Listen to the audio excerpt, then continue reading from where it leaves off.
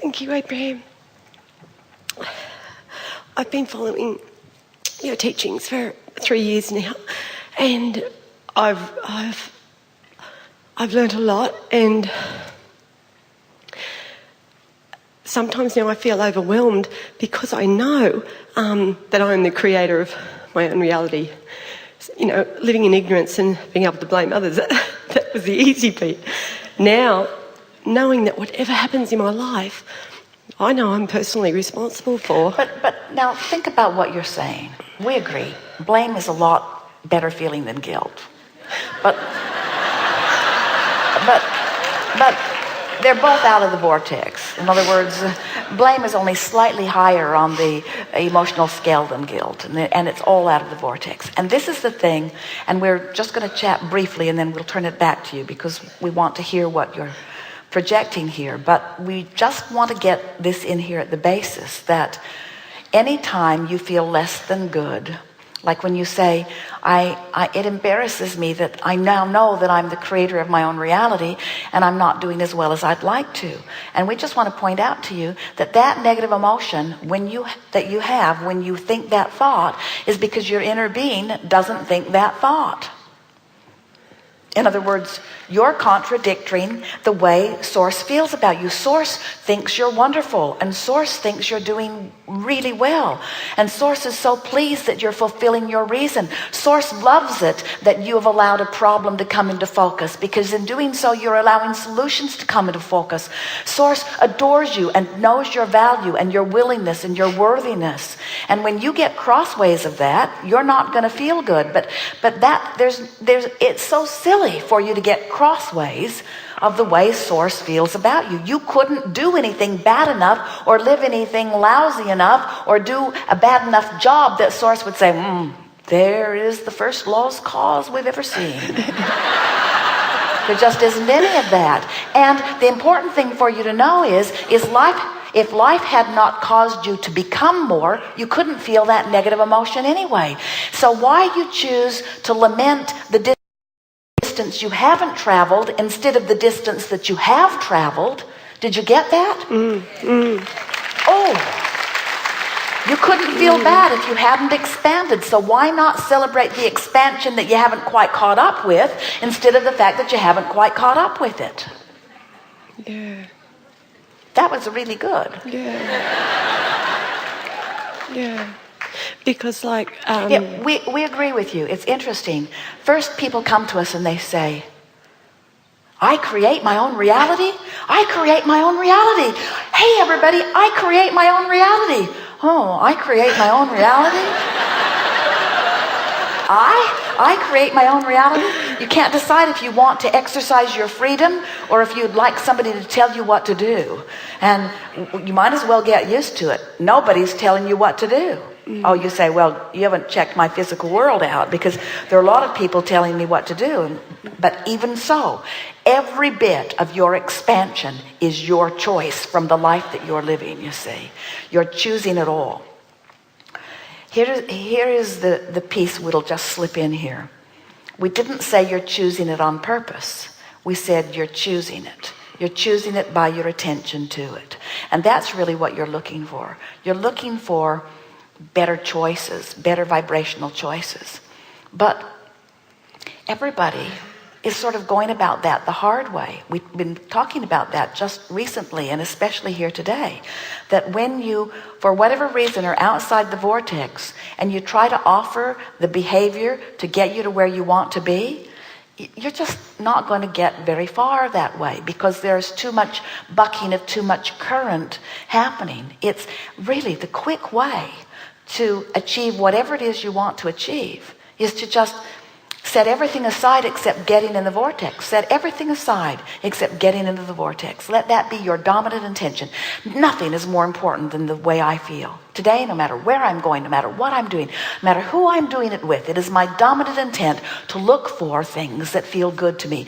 Better and better, better and better. And when I find one, I'm going to milk it until law of attraction brings more thoughts like that around me. I am going to exercise my ability to feel good. Not so much mind control. I'm going to exercise my ability to feel good, and then I'm going to milk it. And what you'll begin to discover is it's easy. It's really easy. I think I've recently gotten into a pattern of thinking, if I don't get a 10 out of 10 day, then I'm stuffed. I've blown it. You know what I mean? Like everyone's has goals and desires that we want to achieve, and mine, ever since I've come to know about your teachings, they've stayed the same. They're varied a little bit. Well, let us tell you why. You see, let us put the concept of goal setting in its proper perspective. When you know what you don't want, you set a new goal.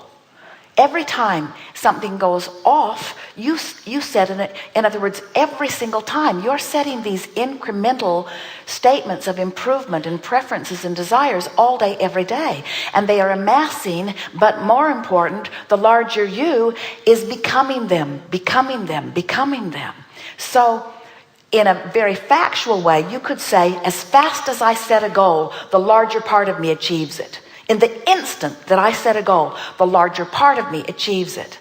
But what is it that's holding the rest of me up? Well, I keep looking at the manifested reality as the evidence of how I'm doing, instead of looking to the way I feel as the evidence of what I'm doing. Now hear this. This is really important, and you've presented it in the perfect way. So did you get it when we said that the vibrational reality is the present tense? And yet, can you see vibrational reality? Can you hear it? Can you smell it? You can't. You can't use your physical senses to acknowledge what's in this vibrational reality. What's the way you acknowledge what's there? How do you know what's there? How do you identify it from where you stand? What's the only way that you can do it? You feel it. You feel it. You feel it. You can't see it. You feel it. You can't hear it. You feel it.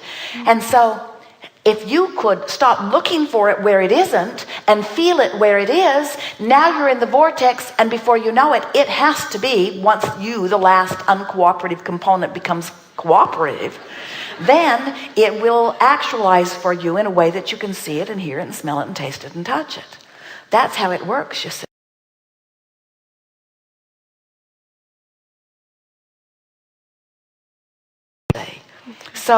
So often people who are setting goals are measuring what is against where they want to be in such vivid terms that their goal setting keeps them out of the vortex.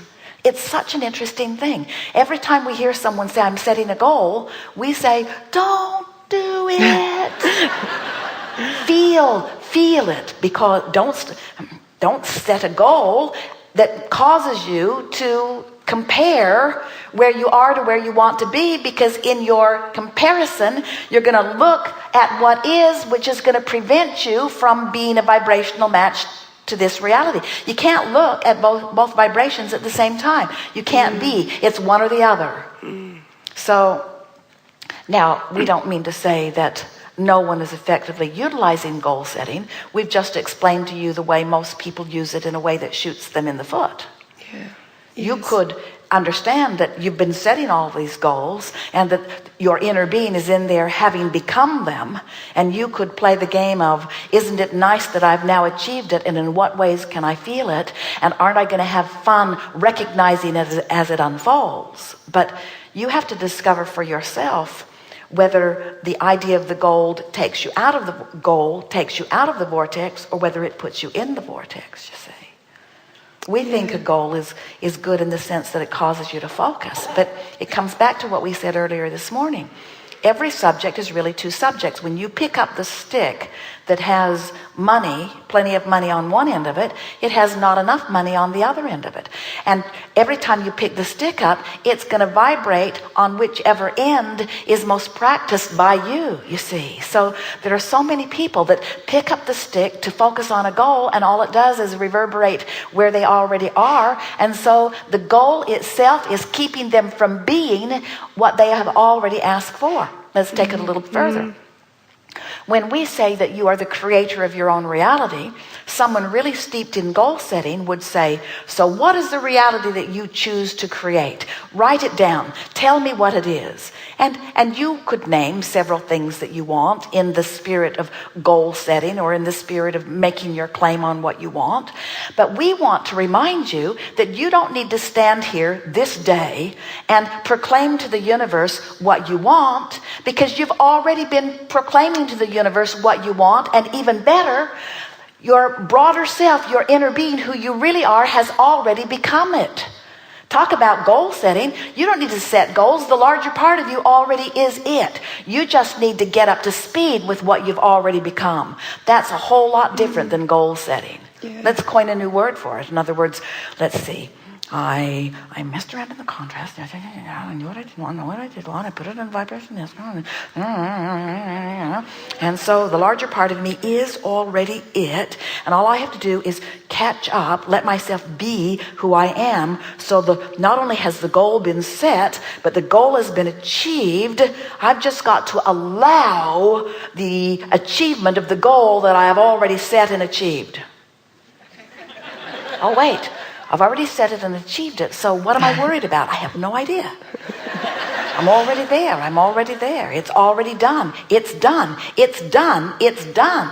It's done. Every goal that you could ever set is already done. That's really the point that we're wanting to make with you. Present tense, present tense, present tense. So what's keeping you from the present tense doneness of the goal that you've set? It is your obsession with manifested reality. Stop it. Yes, yes. Thank you.